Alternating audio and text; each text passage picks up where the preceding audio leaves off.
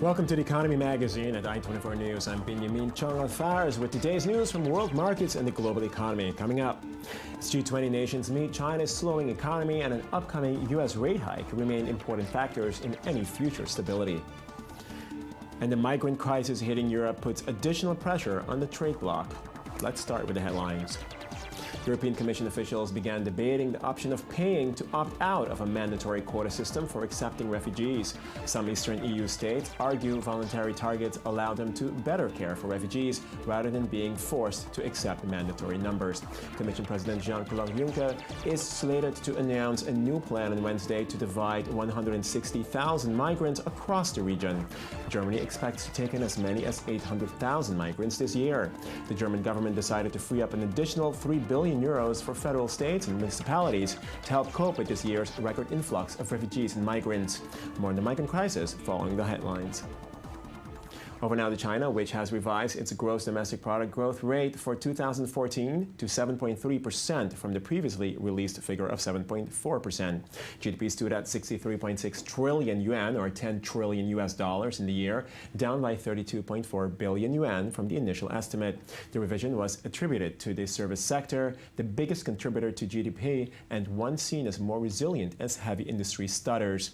The revision comes as investors increasingly question the reliability of Chinese data, but failed to phase domestic investors as China's stock markets opened for the first time after a long weekend.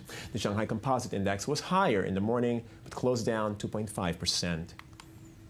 We stay in China as Beijing reported direct investment in the 48 countries related to its Belt Road Initiative grew 29.5% in 7 months. The amount of investment in the countries along the Silk Road Economic Belt and 21st Century Maritime Silk Road was $8.59 billion. The majority of the investment was realized in Russia, Thailand, Singapore, Indonesia, Kazakhstan, and Laos. Investment in the wholesale and retail trade sectors and that in leasing and business services sectors posted bigger growth of 428.7% and 500.3% year-on-year. Trade between China and countries in the Road Belt region during the period was $573.48 billion, down by 8.7% year-on-year. International Monetary Fund Chief Christine Lagarde urged Ukraine's creditors to accept an $18 billion debt restructuring program. Lagarde noted it is really up to all creditors to take advantage of the debt restructuring, which has been described by some as well-balanced. But Russia says it will continue to demand full repayment of a $3 billion Eurobond coming due in December because it considers this debt official, not commercial. Poroshenko said he expects the fund to agree on the third tranche of financial aid in October. Initial slice of $5 billion was disbursed immediately after the program was approved by the IMF in March 2015, and another tranche of $1.7 billion was issued in July. I hope that the active reformatory efforts of Ukrainian government will open the way to a positive decision regarding the next IMF tranche. Mining giant Glencore announced a $10 billion package of debt reduction measures, soothing investors who have seen their shares tumble this year. The miner and commodities trader said it would issue up to $2.5 billion of new shares, cut dividends, sell assets, and offload a stake in its agricultural business to a third party. The London-listed company also announced plans to suspend copper production that will take 400,000 tons out of the market and potentially boost metal prices. The package of measures outlined on Monday will reduce Glencore's net debt to about $20 billion from about $30 billion. Representatives of the world's 20 richest nations, accounting for 85% of the world's output, remain confident even as global growth continues to flail. But China's economic slowdown and the prospect of higher rates in the U.S. continue to pose a big unknown. More in this report. Here are the finance ministers and central bankers of the 20 most powerful economies on the planet. They met on September 4th and 5th in Ankara, Turkey. And the subject that has dominated their discussions is global growth. The outlook is bleak. Growth is one, and it remains the major challenge. It is still too moderate and uneven, and most things are just too low, with one exception. Growth is too low, productivity is too low, trade numbers are too low, investment is too low, infrastructure projects are too few, and the only thing that is too high is unemployment. The IMF expected a global growth of 3.3% for 2015, but in early September, Christine Lagarde said this figure could be lower than expected. China is a major source. Beijing panicked the markets after sharply devaluing its currency. Global financial markets are highly volatile and new risks are surfacing. That volatility is creating certain problems to make future plans and to plan investments and infrastructural projects. To avoid a currency war, the G20 countries promised to waive any competitive devaluation. They also pledged to calibrate their actions so that the monetary policy will not penalize other countries. The summit sent a clear message to the U.S. Federal Reserve. I have communicated the importance of looking closely at the impact of the U.S. policy of normalizing interest rates. Some analysts are betting on a rise in U.S. interest rates in mid-September. Others believe that the Fed will not act until December, a particularly dreaded decision by emerging countries that could be subjected to capital flight in the face of higher U.S. yields. One of the main topics discussed by the G20 concerns the migrant crisis currently facing the European Union. We're joined by I24 News editor Ruth Sinai for a deeper look into the issues related to the crisis. Mrs. Sinai, thanks for joining us. Sure. So, where does this take us? I mean, essentially, all the migrants seem to want to go to Germany. Right. Is that the last stop, the final stop? For many, yes. Depending how this all pans out and whether, the G20 and other European institutions decide on a more equitable division of, allocation so it's of up the to quotas. Germany to essentially decide what happens here, or no? No, it's up to all the EU ministers, and their various decision-making bodies to decide how they're going to distribute these quotas or these allocations of spots for asylum seekers. But, Benjamin, I'd like to, if I may, just zoom out a little bit and say something in general about the European economy and the fact that I was reading somebody who wrote that the Europeans should be thanking every Syrian who takes every leaky little boat and, goes to land on Kos or onward to Central Europe and Western Europe. And the reason being, it's simple. The OECD says that the Europeans are going to need 50 million workers by the year 2060. A ways away, but it kind of gives you the idea. The idea being that the Europeans countries, all these Western European countries, are aging.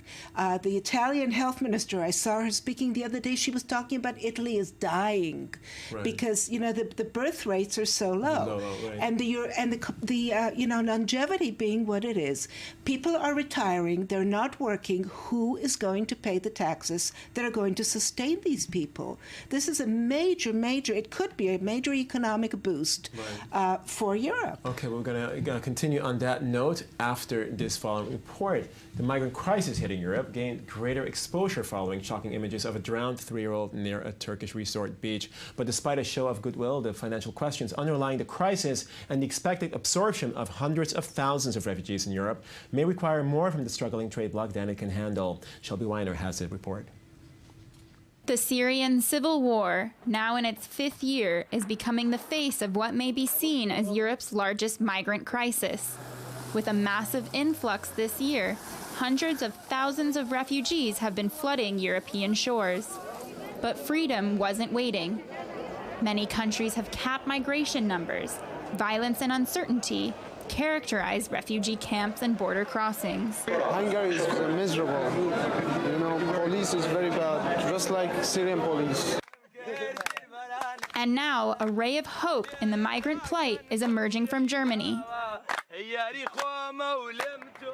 Much to the relief and joy of those trapped without a home, Merkel announced Germany would take on the burden of the refugees. With no limitations on their borders, an expected 800,000 are going to migrate this year alone. Merkel has been on the forefront of advocating for an expansive and balanced European refugee migration plan. Sondern die Pflicht heißt auch, there is a duty to provide a level of protection for people who need it. And the Geneva Convention does not apply to Germany, but also to every European member state. Germany, Europe's largest economy, may be able to withstand the record-breaking number of migrants. It was the quickest European country to recover from the 2008 recession, and its GDP is expected to continue growing. Merkel announced Germany is still on track to keep a balanced budget without raising taxes. But with up to 460,000 new asylum seekers entitled to social benefits, this cannot be a permanent solution. Germany alone cannot sustain this amount of refugees.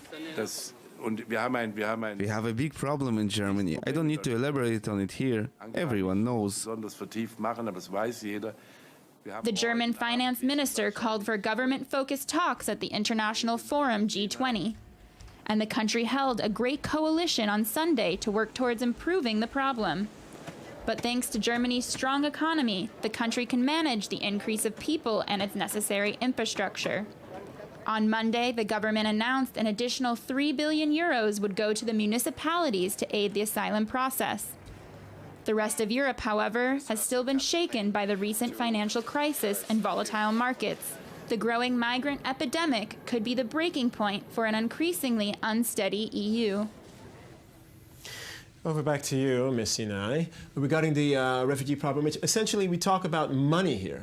You know, it's a financial question to a large extent. Of course, the EU has been dealing with a lot of financial struggles as it is, trying to save its own, so to speak. Can they handle all of these refugees coming in? I would say yes, and you know, not just me. I mean, I'm not an expert, but Angela Merkel, Chancellor of Germany, said it. She said two things. She said, A, this influx of migrants is going to change the face of Germany. That's more on the social level, let's call it. And on the economic level, she said, we can handle it. We are a strong economy. It was mentioned in the piece we just saw.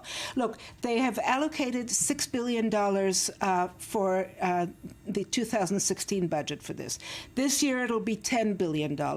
Angela Merkel said that there will be no need to raise taxes in order to accommodate these migrants.